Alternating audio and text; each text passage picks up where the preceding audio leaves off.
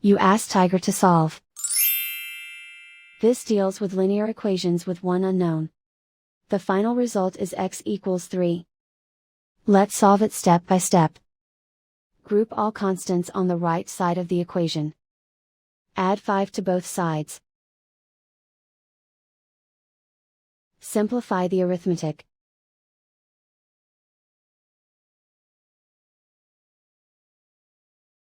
Isolate the x. Divide both sides by 7. Simplify the fraction. Find the greatest common factor of the numerator and denominator. Factor out and cancel the greatest common factor. And so the final result is x equals 3.